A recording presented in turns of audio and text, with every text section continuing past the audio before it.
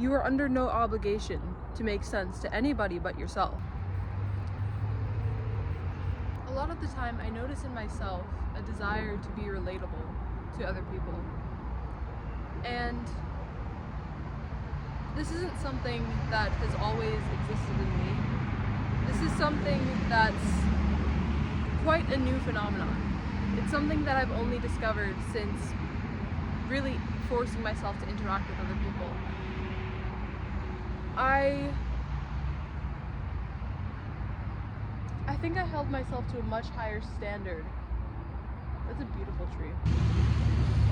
I held myself to a very high standard, but I didn't hold others to that same standard. So when I finally started to interact with other people for real, on purpose, I ended up imitating what I thought were their behaviors, which I don't think are that great. For instance, I began slouching more. My posture was horrific. It's still not that great, but now I'm trying to work on that again. I dumbed down my vocabulary so that I could be better perceived, so that they wouldn't see me as arrogant. I wish back that I had known that that was their own issue, and just because multiple people were telling me doesn't mean that it is my fault.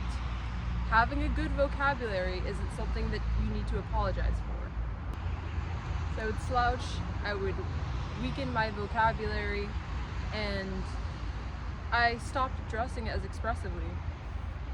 I started incorporating more ums and likes, and even now whenever I talk to someone I start leaning forward and slouching a bit just so that I can be more relatable to them. I don't understand that. I don't understand why I do that. That doesn't make sense. You don't need to do that. You don't need to be relatable to people. Nothing you do needs to make sense to anybody. You are under no obligation to make sense to anybody but yourself, genuinely. And I do really mean that. You are under no obligation to make sense to anybody but yourself. Now, some people will like to make sense to more people. It does help in some people's lives, but you are under no obligation to make sense to anyone other than yourself. Meaning, as long as what you think makes sense to you, genuinely makes sense to you, after a lot of thinking, after truly thinking it through, if it makes sense and it seems to work and it seems to be true, you are under no obligation to prove that it makes sense to anybody else. As long as it works for you, genuinely works. Don't trick yourself, don't delude yourself, because at the end of the day, you know when you're doing that. You can lie to other people, but at the end of the day, you can't lie to yourself, because whatever you do is what you really want. Whatever you have is what you think you deserve. So if you really need to be honest with yourself, just look at what you're doing. Look at where you are. If you're somewhere where you don't like, is that what you think you deserve? How do you get out of that situation? Do you think you deserve to do those things to get you out of that situation? Why is your room a mess? Do you think you deserve to live in a messy room? Do you think that you deserve a clean room? Why aren't your finances in order? Do you think you deserve to live a life of suffering, of constantly stressing over finance? You might.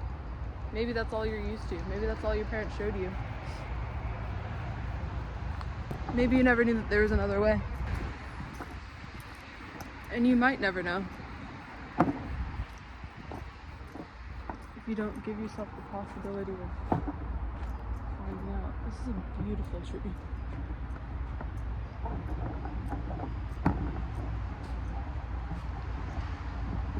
Look at her, she's gorgeous.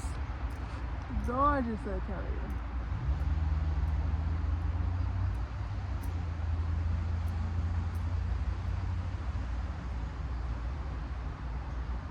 How do you know, tree?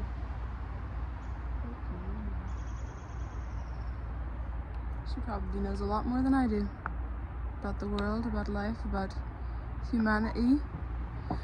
Anyway, I just wanted to hop on here and tell you about that because I've been thinking about that, and I want this to be sort of a diary to myself.